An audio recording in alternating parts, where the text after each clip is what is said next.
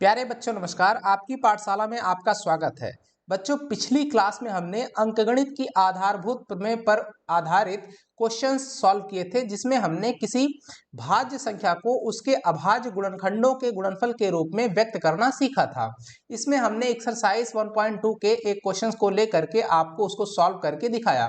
आज उसी सिलसिले में हम लोग एक्सरसाइज 1.2 का एक क्वेश्चन लेते हैं, जिसमें हम देखेंगे कि अभाज्य गुणनखंड विधि के द्वारा निम्नलिखित पूर्णांकों के एचसीएफ और एलसीएम ज्ञात करने हैं, जिनमें से आपके सामने ये 7 क्वेश्चन लिखे हुए हैं। इन सभी 7 क्वेश्चंस के सॉल्यूशंस को हम लोग देखने वाले हैं। ये सभी आपकी अंकगणित की आधारभूत प्रमेय के द्वारा जो किसी भाज्य संख्या का अभाज्य संख्याओं के गुणनफल के रूप में उसका गुणनखंडन किया जाता है, उसके आधार पर ही हम लोग इसको सॉल्व करने वाले हैं। तो चलिए स्टार्ट करते हैं। सबसे पहले क्वेश्चन नंबर 1 की तरफ बढ़ते हैं। जो पहला क्वेश्चन है आपका, वो लिखा हुआ है इस तरीके से, 6 और 20 का जो अभाज्य गुणनखंड विधि के द्वारा हमें इसका एचसीएफ और एलसीएम दोनों निकालना है। तो सबसे पहले क्या करेंगे, 6 का हमने क्या करना है, गुणनखंड लिख लेना है। तो 6 का जो अभाज्य गुणनखंड है वो हमने लिखा, तो 6 को लिख सकते हैं 2 गुना 3, राइट। अब क्या करेंगे, इस तरीके से जो 20 जो दूसरी संख्या है, इसका भी अभाज्य गुणनखंड लिखते हैं तो हमें ये मिलेगा।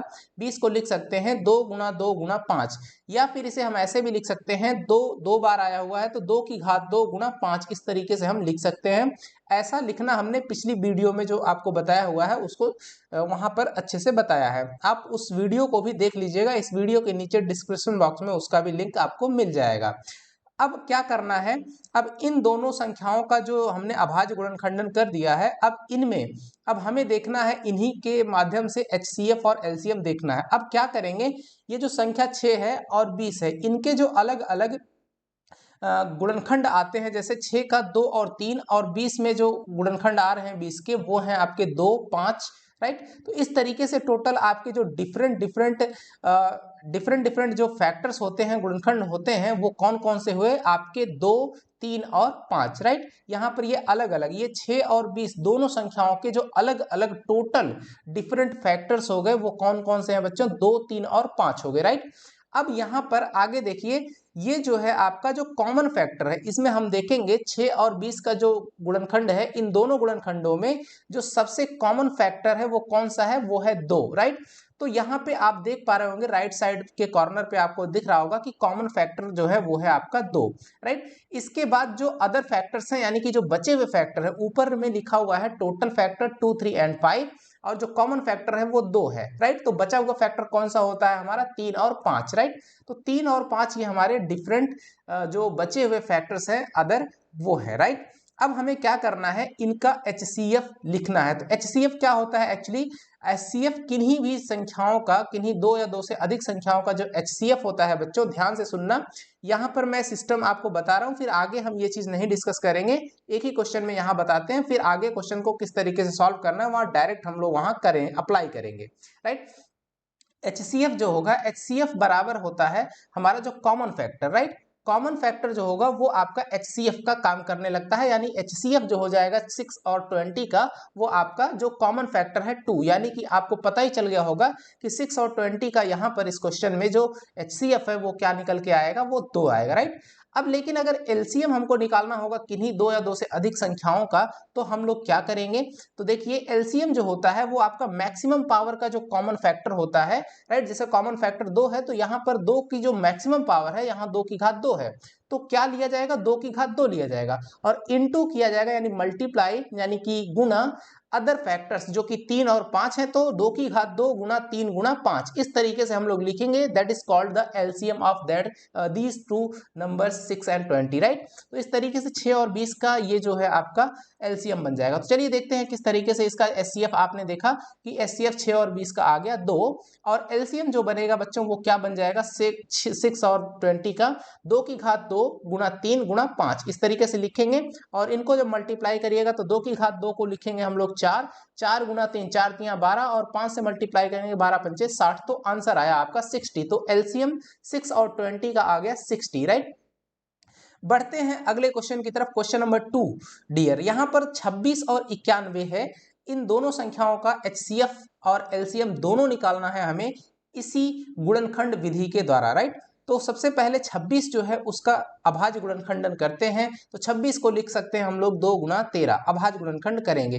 कैसे अभाज्य गुणनखंड के रूप में 26 को लिखा जाता है, पिछली वीडियो हमने इसी पर बात की हुई है। अगर आपने नहीं देखा है, नहीं जाना सीखा है, तो अभी भी इस वीडियो के नीचे डिस्क्रिप्शन बॉक्स में उसका लिंक है, आपको वहां से जाकर के उसको देख लीजिए, जान लीजिए, फिर आप इस वीडियो को देखिए तो आपको बहुत अच्छे से ये कंटेंट समझ में आएगा।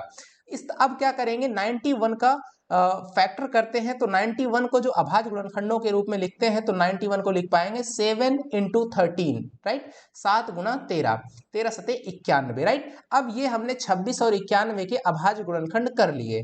अब यहाँ पर जो टोटल डिफरेंट फैक्टर्स हैं, अब मैं बार बार वो चीज नहीं बताऊंगा बच्चों, अब एक क्वेश्चन में बताया गया है, उसी चीज को आप ध्यान देते रहिएगा। अब यहाँ पर हम डायरेक्ट क्वेश्चन को सॉल्व करेंगे और आंसर लिखेंगे, वो आपको समझने के लिए है। जैसे यहाँ टोटल फैक्टर देखो क्या क्या है, टोटल डिफरेंट फैक्टर तो है टोटल, लेकिन डिफरेंट कौन कौन से, अलग अलग। तो 2 हो गया, 13 हो गया और 7, यहाँ पर 3 हो गए, 2, 13 और 7, राइट। इसमें से कॉमन कौन सा है, कॉमन है 13, तो जो कॉमन फैक्टर है वही कहलाता है इनका HCF। यानी आपको आंसर मिल गया बच्चों की HCF अगर 26 और 91 का लिखना है तो क्या हो जाएगा, आंसर 13, राइट।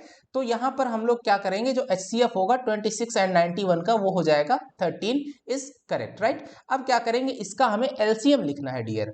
तो कैसे लिखेंगे, LCM क्या होता है, मैक्सिमम पावर कॉमन फैक्टर। तो यहाँ पे मैक्सिमम जो कॉमन फैक्टर है वो है 13, उसकी मैक्सिमम पावर कितनी है, 1 है, तो यानी कि 13 ही रहने वाला है, एक मल्टीप्लायर।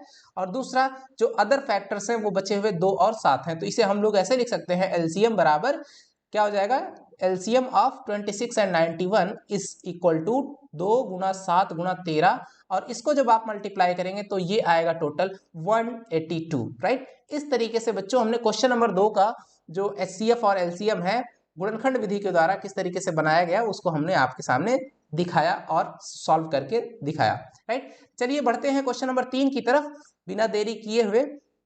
तो क्वेश्चन नंबर 3 जो आपका है वो ये है, 96 और 404 यानी 404 का HCF और LCM निकालना है गुणनखंड विधि के द्वारा। तो सबसे पहले 96 का हमने क्या करना है, फैक्टर करना है, अभाज्य गुणनखंड, ठीक है, राइट। अभाज्य गुणनखंड इसका कर देना है, तो क्या हो जाएगा, 96 का अभाज्य गुणनखंड होगा 2 गुना 2 गुना 2 गुना 2 गुना 2 और गुना में 3, राइट। अब यहाँ 2 5 बार आया हुआ है तो 2 की घात 5 लिखेंगे हम लोग। 2 की घात 5 का मतलब 2 दूना 4 दूना 8 दूना 16 दूना 32, 32 गुना 3 करेंगे तो 96 आ जाएगा, राइट। इस तरीके से 96 का हमने अभाज्य गुणनखंड यहाँ पे लिख लिया, राइट। अब 404 के अभाज्य गुणनखंड को लिखते हैं। तो देखिए 404 का जो अभाज्य गुणनखंड होगा वो क्या होगा डियर, वो होगा 2 गुना 2 गुना 101, 101 है आपकी अभाज्य संख्या, राइट। तो यहां से 2 बार आया हुआ है तो लिख सकते हैं इसे हम इस तरीके से भी, 2 की घात 2 गुना 101, राइट।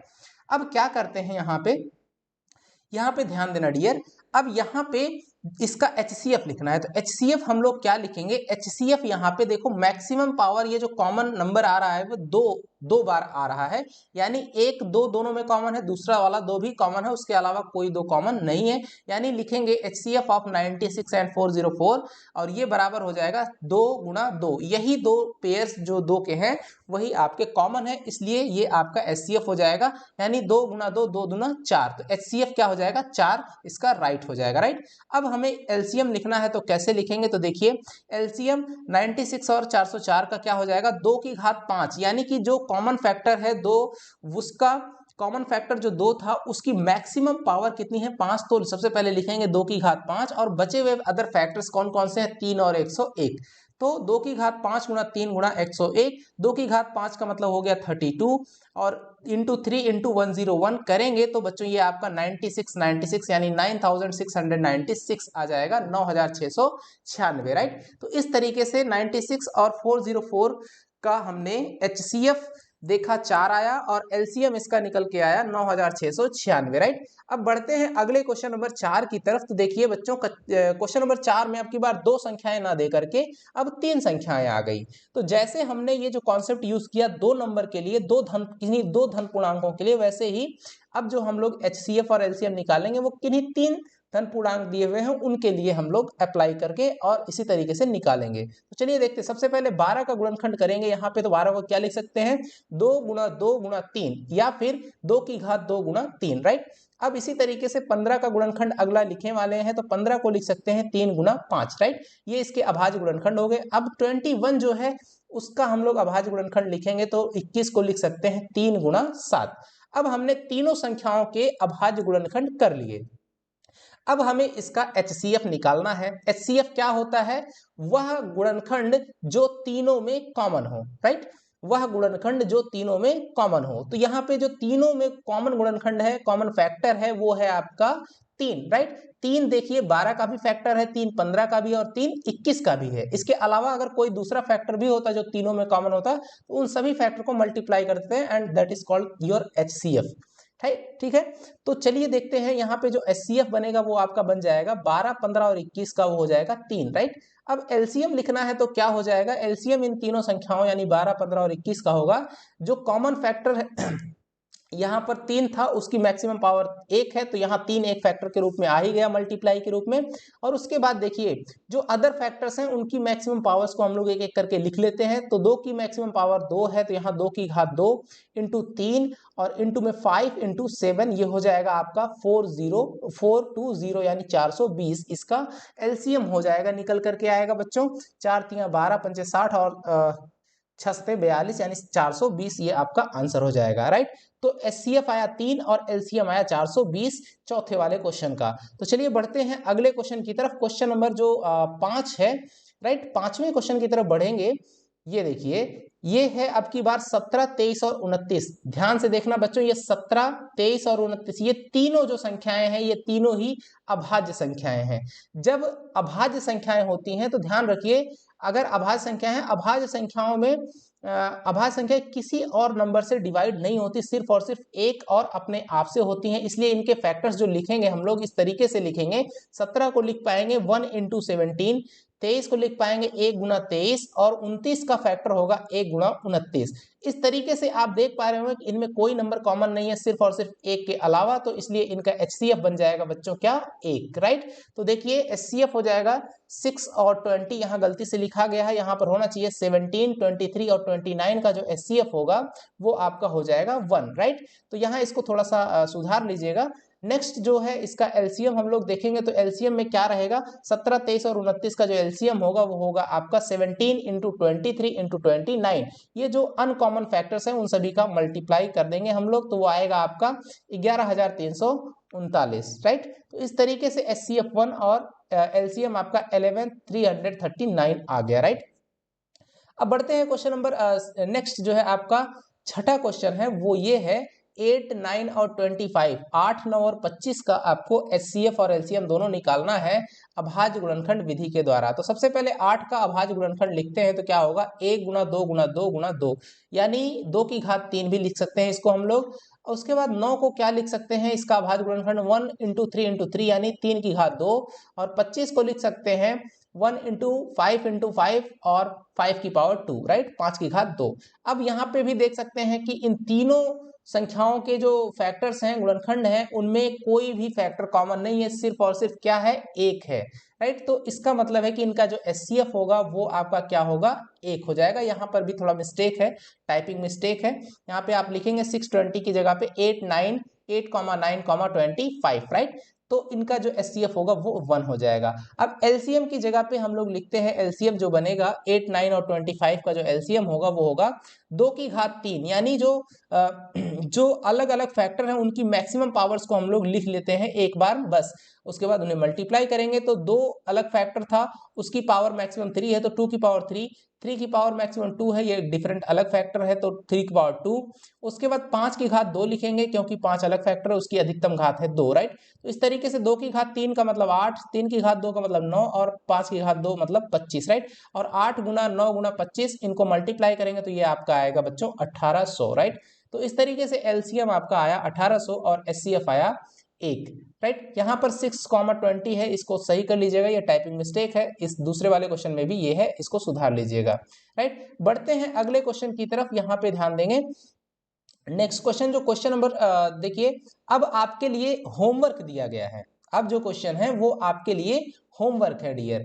आप ईमानदारी से इन क्वेश्चंस को अपनी ये क्वेश्चन ये रहे, और इन क्वेश्चन को आप क्या करेंगे, अपनी कॉपी एक बनाइए, उस पे इन क्वेश्चंस को सॉल्व करिए, और साथ ही साथ उनके जो आंसर आते हैं उन सभी के नंबर को डाल करके उनके सामने उनके आंसर्स को लिख करके आप कमेंट बॉक्स में जरूर कमेंट करिए, ताकि हमको भी पता चले कि हमारे बच्चे कितना सीख रहे हैं, राइट। तो क्वेश्चन आपके सामने ये रहे, ये 4 क्वेश्चन है, इन चारों क्वेश्चन को आपको अपनी नोटबुक में सॉल्व करना है, और इनके आंसर्स को हमें कमेंट बॉक्स में कमेंट करके बताना है कि इनके आंसर्स क्या होने वाले हैं, इनके HCF और LCM। जैसे पहले का HCF क्या होगा और LCM क्या होगा, दोनों लिखना है। नंबर 2 डाल करके HCF LCM दोनों का आंसर लिखना है। इस तरीके से ही आपको इन चारों के आंसर्स करने हैं और अपनी कॉपी में भी इनको सॉल्व करके रखना है, ठीक है डियर। तो इसी के साथ अब हम लोग इस वीडियो को खत्म करते हैं, समाप्त करते हैं। So thank you. लेकिन साथ ही साथ में अगर आपको ये वीडियो जरा सा भी अच्छा लगा हो तो प्लीज़ इसको लाइक जरूर करें, और अगर आप चैनल पे नए हैं तो सब्सक्राइब भी कीजिए, और अपने दोस्तों को भी शेयर कीजिए ज़्यादा से ज़्यादा, ताकि उनको भी लाभ हो सके। सो मिलते हैं जल्द ही नेक्स्ट वीडियो में, तब तक के लिए धन्यवाद बच्चों, नमस्कार।